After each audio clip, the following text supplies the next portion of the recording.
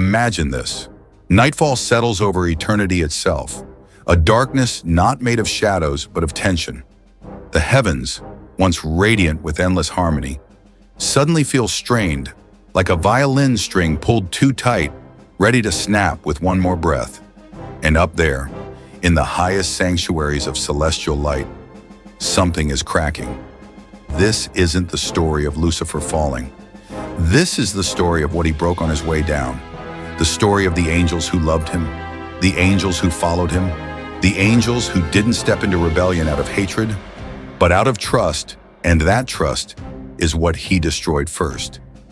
Have you ever wondered, what did Lucifer whisper to them in the quiet? What secret promises did he make that heaven never recorded? How did he twist their minds without them noticing? What did he do to the angels who hesitated, who almost walked away? And what did he change inside their very nature before they ever fell from heaven? Because beings of pure light don't choose darkness without being led. Carefully, quietly, intimately. Tonight, you're not going to hear the version told from pulpits or the simplified story taught in Sunday school. No, tonight is the hidden revelation, a painful one, a haunting one that explains the question almost nobody asks. What happened to the angels who trusted Lucifer before they realized who he truly was? So lean in, because if you stop watching here, you will miss the moment everything turns. You will miss the revelation that answers the hardest question of all. Why do good beings fall?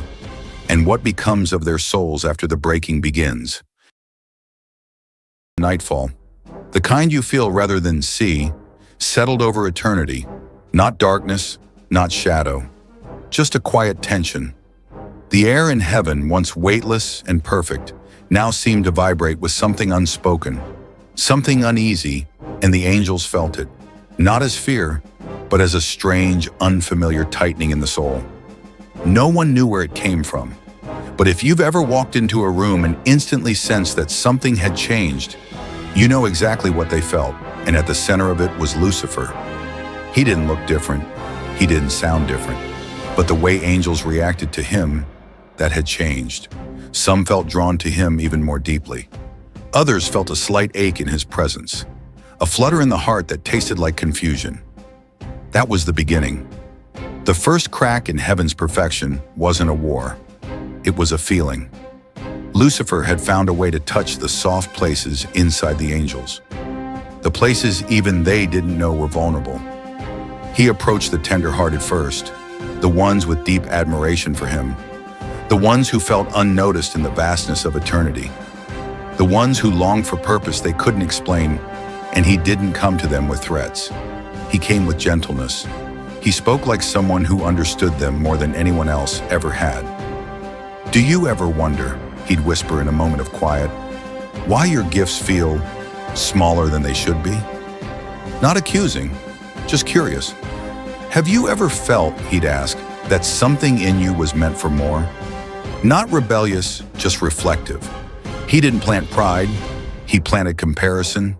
He didn't plant anger, he planted longing, and longing is dangerous. One angel, a soft, devoted soul whose name is lost to time, was the first to break not in loyalty to God, but in certainty of himself. Lucifer asked him one question. Why would God give you such a beautiful spirit and then hide your true potential? It was a harmless question on the surface, but it opened a door inside the angel's heart. A door Lucifer had been looking for. The angel walked away that day with the faintest tremble in his light. Something was unsettled, something was shifting. Lucifer saw it. He smiled, because once an angel begins questioning their own worth, their own design, their own purpose, they are no longer standing firmly on heaven's foundation, and broken angels talk. Not out of malice, but because they are confused, seeking reassurance, trying to understand the ache they cannot name. Their quiet uncertainty spread like a cold breeze drifting from heart to heart.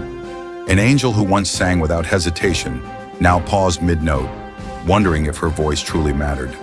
An angel who once soared freely now felt a strange hollowness in his wings, a sense that he was meant to fly higher than the bounds God set. An angel who once served with joy now wondered why his tasks were so small. Lucifer hadn't convinced them that God was unworthy. He convinced them that they were incomplete. And once you believe you are incomplete, you will follow anyone who promises to complete you. The saddest truth is this: most of the angels who followed Lucifer did not fall out of hatred for God.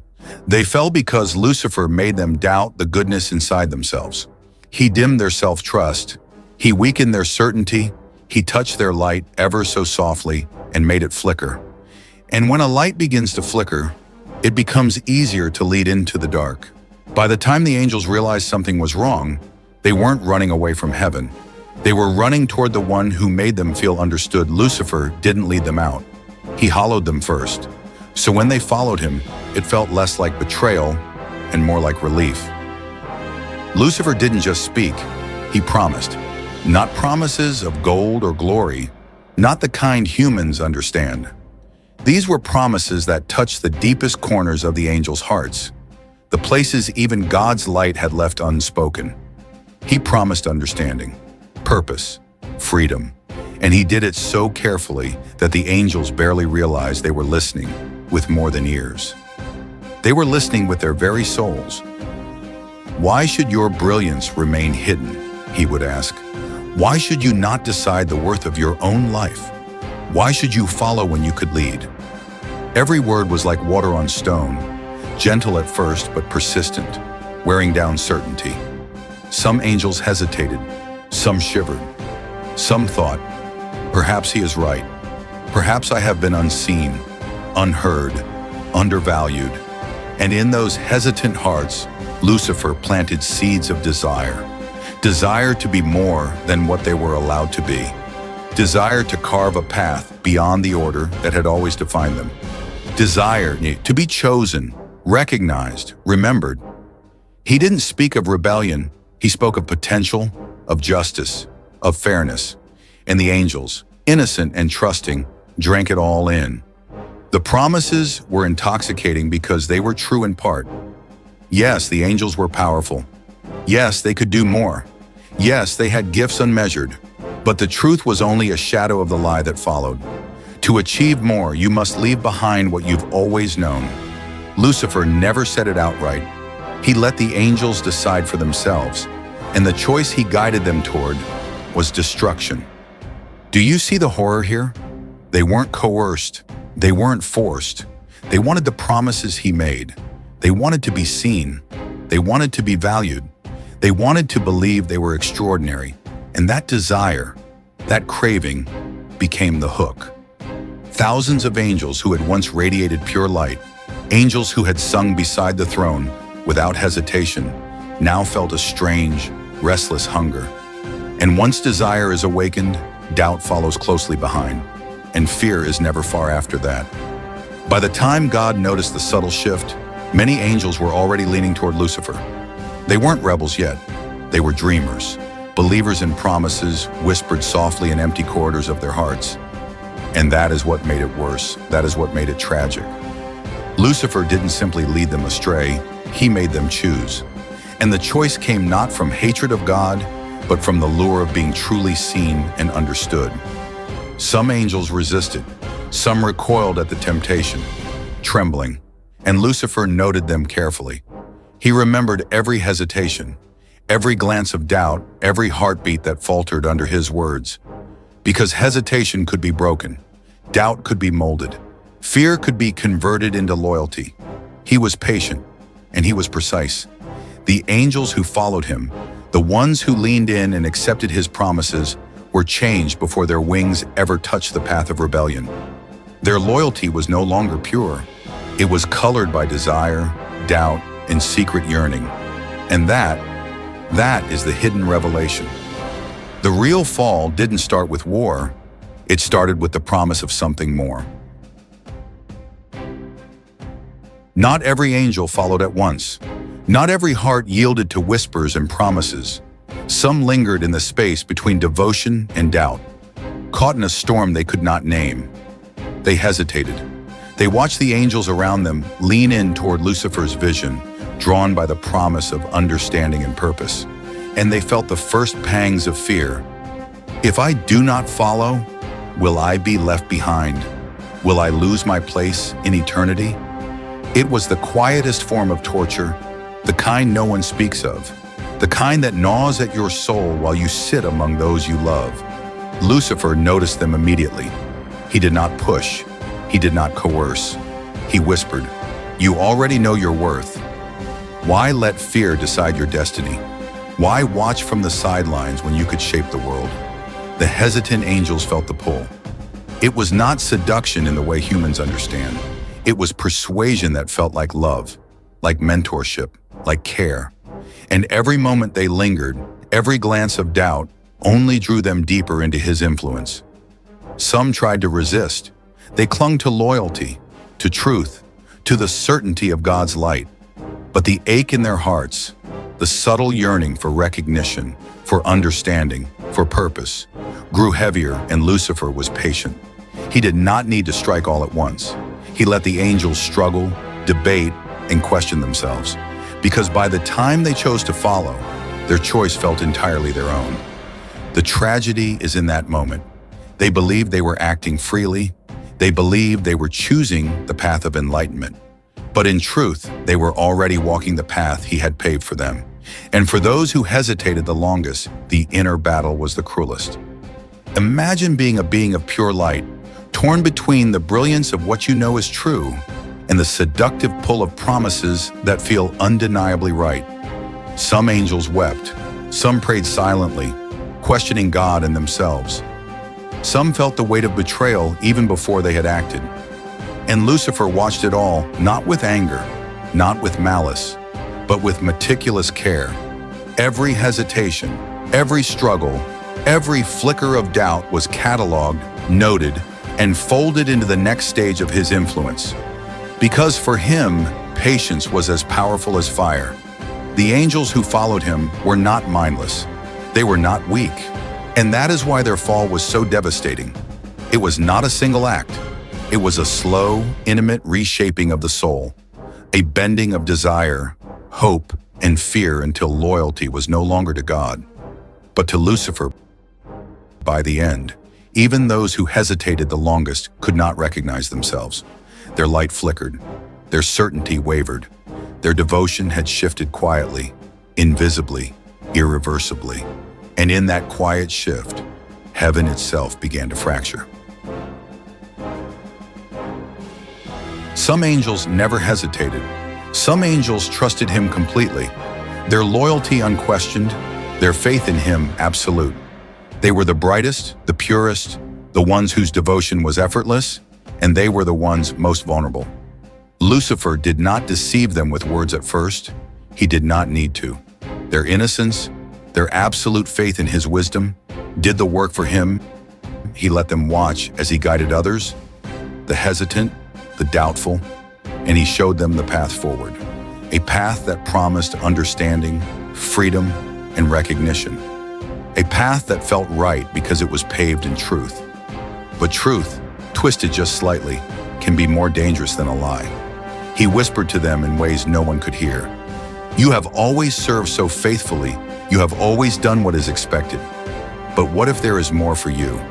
More than obedience, more than perfection, a destiny that belongs only to those brave enough to claim it?"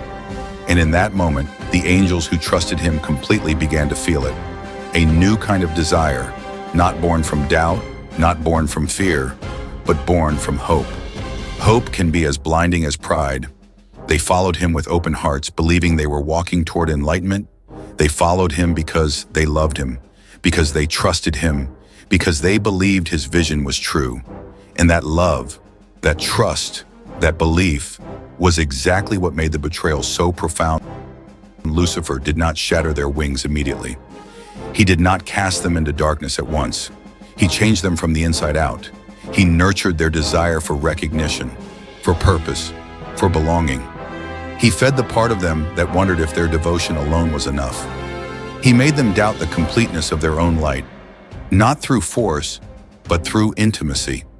By the time the war came, by the time the rebellion became visible, these angels were no longer the same beings who had once walked freely in heaven. Their hearts had been reshaped. Their loyalty had been redirected. Their innocence had become vulnerability. And that is the hidden tragedy. The angels who followed Lucifer most faithfully did so not because they were evil, but because they were manipulated at the deepest level of their souls. They were betrayed before they even knew betrayal existed. Ask yourself this: have you ever trusted someone so completely that you didn't notice the moment their influence began to change you? The moment their vision of the world became your own, until you could no longer distinguish your desires from theirs? That is what happened in heaven. That is what made the fall so devastating. Lucifer didn't just lead them into darkness. He rewrote what it meant for them to be angels. He took their loyalty, their love, and their faith, and he turned it into the tool that carried them into his plan. And in doing so, the very fabric of heaven began to tremble. The breaking point did not arrive with a shout. It did not arrive with fire. It arrived quietly, in hearts that had been shaped and stretched beyond recognition.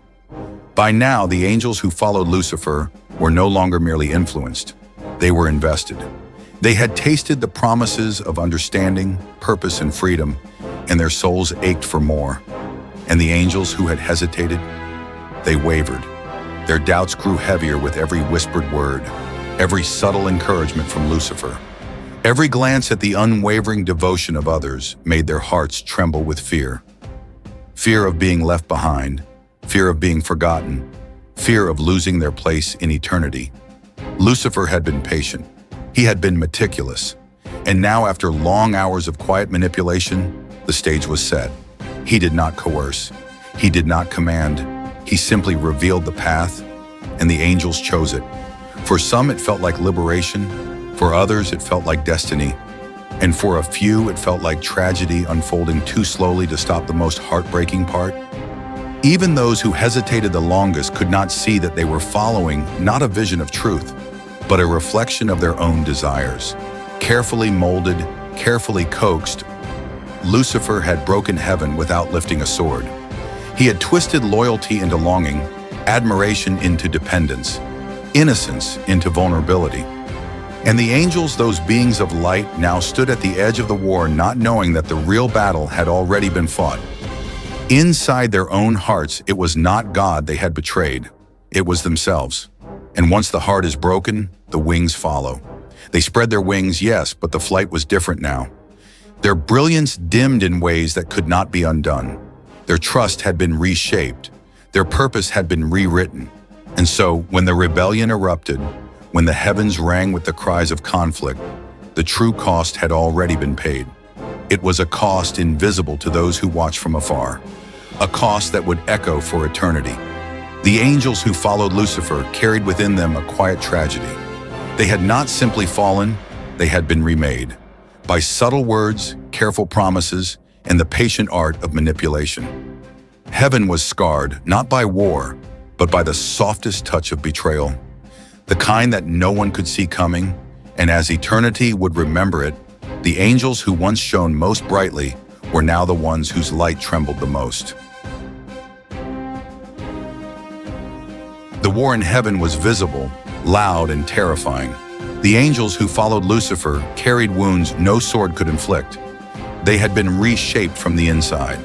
Their souls bore the quiet scars of influence, desire, and longing.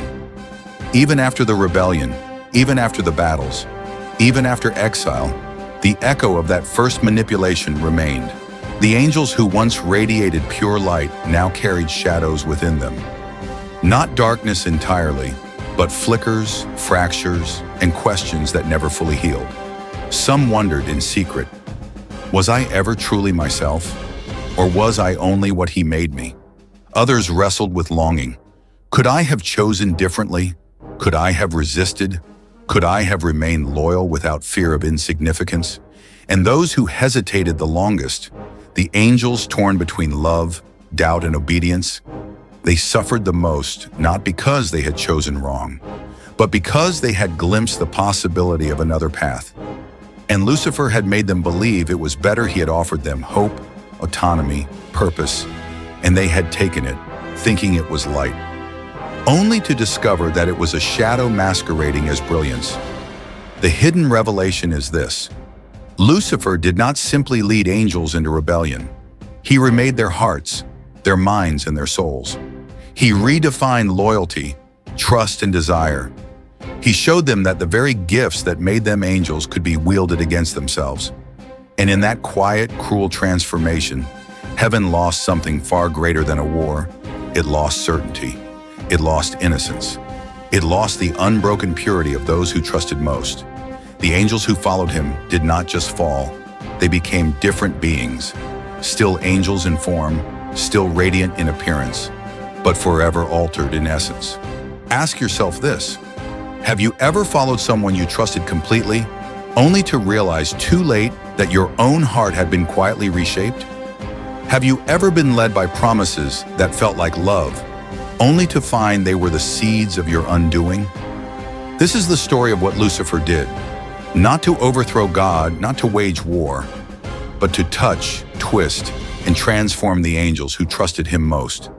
And that is the revelation no one speaks of, a truth that is painful, haunting, and impossible to ignore. Because in understanding it, we see not just the fall of angels, but the fragility of trust, the weight of influence, and the quiet power of a single being to reshape the hearts of those who love them. The battle in heaven ended, but the echoes of what Lucifer had done never faded. The angels who had followed him returned. Some defeated, some exiled, some broken in ways no one could see. Not all of them bore chains. Not all of them bore wounds on their wings. Their true scars were invisible, etched deep within their hearts and minds, memories of trust, of admiration, of love, now tainted by betrayal. A quiet, unending ache that whispered, "I was fooled, I was changed, I was led." Even the angels who had resisted felt it, a subtle fear, a lingering doubt, a haunting question. What would have happened if I had followed? Would I have been better off or worse? And the angels who had followed Lucifer, they carried the weight of their choice every day. Not all of them hated him. Not all of them even blamed him. Some felt gratitude for the clarity he gave them. Some felt sorrow for the pieces of themselves they had lost. Some carried both emotions at once, a storm inside their hearts that could never be calmed. Lucifer's true power was not in the battle itself, but in the way he reshaped what it meant to be loyal, to be trusting, to be innocent. He had shown them that devotion could be manipulated, that admiration could be twisted, that love could be used as a tool, and the angels never forgot it. They could not, even in the light of God's presence, even after redemption was possible, even after time stretched into eternity. The memory of that influence remained. It was a reminder that the heart, once reshaped, does not easily return to its original form. That trust, once exploited, does not simply heal. That innocence, once touched by subtle betrayal, carries a shadow forever. And so heaven learned a new truth, a truth darker than war, louder than battle cries. The most devastating betrayals are not seen in fire or blood. They are felt in silence, in longing, in hearts that were once whole and are now fractured. Lucifer did not just lead angels away. He left them changed, broken, haunted, and yet still capable of light. A light tinged with shadow. A light that reminded all of eternity that even the brightest beings are vulnerable, and even the purest hearts can be quietly altered before the first battle is ever fought. The rebellion changed everything. Angels who had once danced in the pure light of heaven now felt doubt, desire, and fear twist inside them. Some followed Lucifer, drawn by his promises, his subtle whispers, or the fear of being left behind. Others resisted, clinging to the certainty of God's light, knowing that even in the chaos, choice still mattered. Lucifer's influence was quiet, magnetic, and devastating. Every hesitation, every glance, every moment of uncertainty drew angels closer into his vision. It wasn't just about power, it was about hearts, minds, and the invisible threads of temptation. Heaven would never be the same, and neither would the beings who had fallen, or those who had stayed now. Think about this. If you had the chance to walk among angels in that moment, would you have held on to the light or let yourself be drawn into shadow? Could loyalty and courage withstand whispers of power and desire? Drop your thoughts in the comments below. I want to hear what you would have done and why.